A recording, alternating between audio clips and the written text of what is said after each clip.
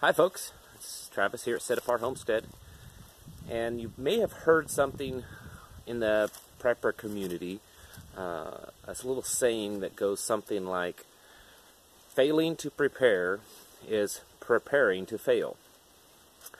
But I want to argue the point that maybe what we should be doing is prepping for failure. Now, before you guys all chew me up on that one, hear me out. Life is full of uncertainties, and when you're preparing or creating a prepping plan, whether it's for your homestead, just daily life, or it's for some Tiawaki situation, we need to be preparing for all the uncertainties. And the way that we do that is to try to figure out all the possible failures that can happen. This can be difficult because there's so many variables, and probably too many than we can even figure out. But when we are developing our plan, when we're doing things even around the homestead, which is what I do, try to think in your mind all the variables that happen or that could happen, and try to plan for those failures, for those incidents that may happen that may cause you a little setback, and so that you can work around them. You've all probably heard, 3 is 2, 2 is 1, 1 is none. It kind of goes along with that. Many people, and I know I'm definitely one of them, might consider themselves to have bad luck at times, or that if something's gonna go wrong, it'll happen to me, that kind of thing. So when we're developing our preparedness plan, one of the #1 things you need to focus on all the time while you're doing that are all the different variables that could possibly happen. I did a video a few weeks back on this, and it's kind of on this subject.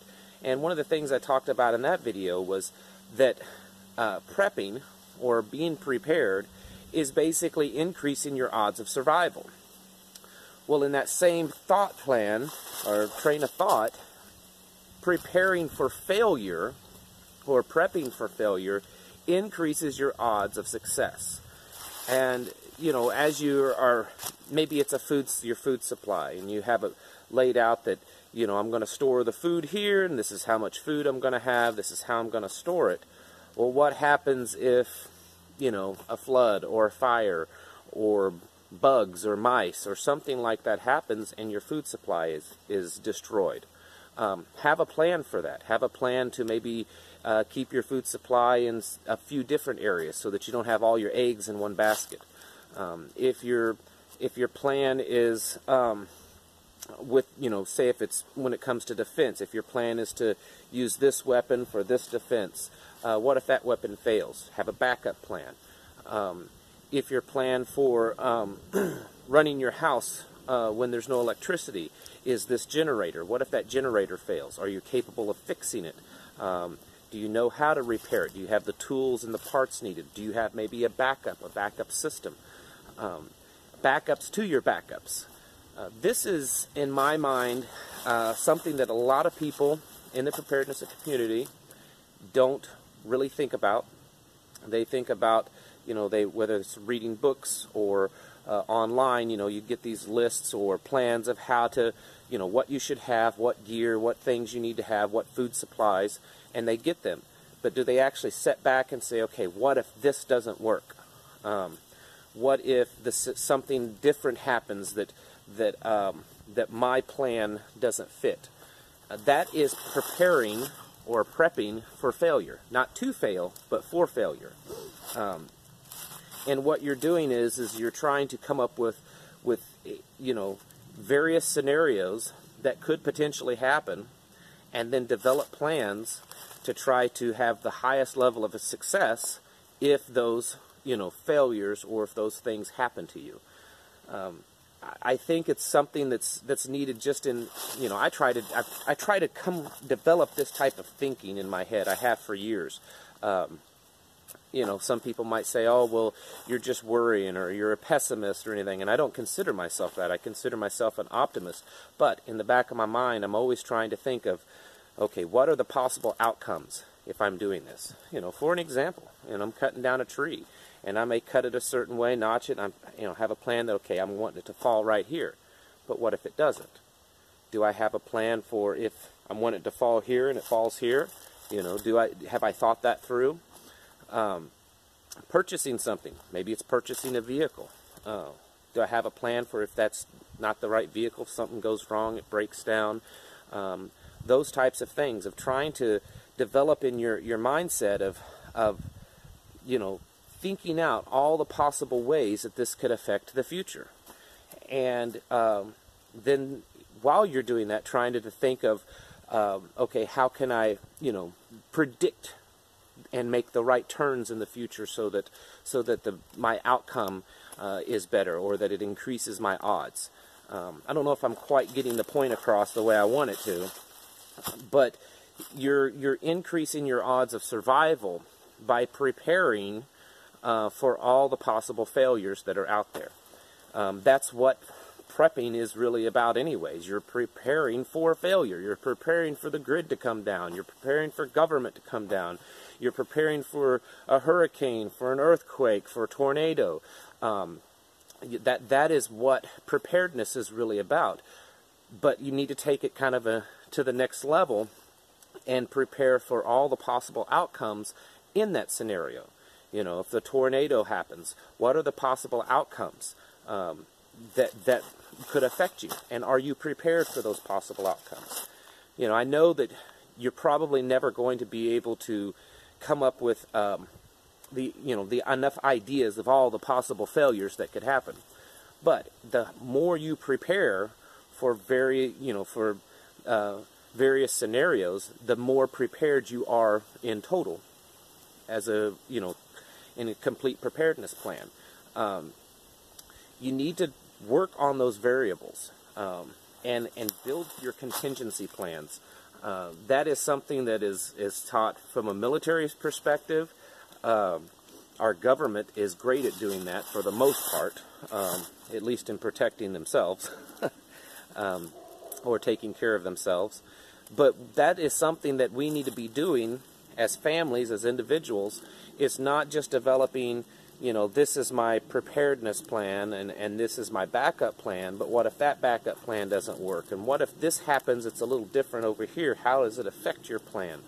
Having a very good contingency plan, not just a backup, but backups for your backups for your backups. And so that's why, I kind of use the term prepping for failure. Not that I'm meaning to fail, but that I am prepared for failures around me, or whatever comes at me. At least that's the goal, is to try to develop that level of preparedness. It's different for everyone. I can't sit down and write out a list or write out, maybe even a book on how to do this, because every person is different. Every person's life, where they live, the variables that could happen in their life, it's all going to be different. So each one, it's going to be unique. But it is something that you should be doing to bring your preparedness level up to definitely the next level. Not just say, well, I have a bunch of buckets of, rice and beans in my, closet, and, I have a rifle over here and some ammunition, and I've got a generator in my garage. So that's my preparedness plan.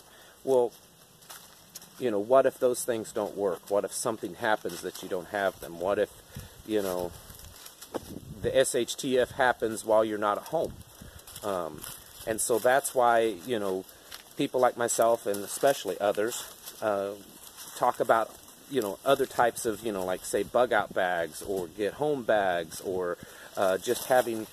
Hold on, I got a cat getting ready to knock my camera over. Get out of here, cat. Having things in your vehicle to get you to a safe place. These are planning for different contingencies that could happen to you. And you need to do that in your home, not just for prepping for the apocalypse, but as a homesteader, just making plans for, everyday life. Try to have backups, backup tools, a backup plan that if the garden doesn't work out the way that you want, you know, if you're depending upon a portion of your food supply for the year on your garden, well, what if, you know, whether it's the weather or just, you know, bad soil, bad luck, the garden doesn't work out like you planned. You know, so do you have a backup plan for that? Are you going to be able to make it through the year with not having that food source? Maybe, you know, part of your food source is planning on, you know, maybe getting a few deer in the fall for food, and you don't get them. You know, are you able to survive without that? And so this is kind of, you know, along that mindset of prepping for failure. And you know, I think if we do that, I think pessimism a little bit is okay. You know, I'm not looking to be some, you know, worrywart, but definitely trying to think of different outcomes and trying to work out those scenarios in your mind. You know, okay, if this happens, then it's most likely, logically, this is going to, you know, be affected in this way, and so on and so forth. And then it leaves me at this point. Am I ready for that? And so that's kind of the mindset that you need to start developing. Whether you're homesteading or, you know, a prepper, which I've said it before in my mind, they're one and the same, really. I don't know how you can be a homesteader or live out like this, whatever you want to call it, neo-pioneer or anything, and not be at least some level of preparedness. You just almost have to be, or you probably shouldn't be doing this. At least that's my opinion. That may be a little harsh, but that is my opinion. But preparing or prepping for failures. And that is, I think, a very important essential to, you know, being a prepared person, a prepared family, a prepared group, a community, whatever it is. So, anyways, and the cat is back again. Get out of here. I'm not a cat person, but this cat just seems to really dig me. Anyways, on a side note, completely different from the video, I'm not a big Facebook user, but there is a Facebook group in my area, in the Ozarks, that I have joined up, and I want to promote it. So any of you out there that are in the Ozarks area, and you find yourself being a Torah observant follower of Yeshua, there is a Facebook group that started to kind of bring us all together and talk and promote maybe your own study groups and different things like that in your distinct areas within the Ozarks. And it's Ozarks Set Apart Torah. It's Ozarks Set Apart Torah Observant, something like that. I think if you probably just type Ozarks Set Apart, you'll find that. Maybe Torah Observant Community or something. Even though it says Set Apart in it, I didn't start it. It's just kind of a coincidence that using the same thing, and I'm cool with that. But I think it's like Ozarks Set Apart Torah Observant Community or something like that. But get on there and join, and you can find others if you live in the Ozarks area, because I know there's several that watch my channel that have communicated with me that you live in the Ozarks, southern Missouri, northern Arkansas area. Get on there, and maybe you can find others in your area. I have actually started a sister group to that that's more focused on preparedness and developing kind of like local mag groups in our area. So you can find both of them on there, and maybe you can meet others like you that live here in the Ozarks. Alright, that's all I have for today, and thank you for watching, and I'll catch you in the next video.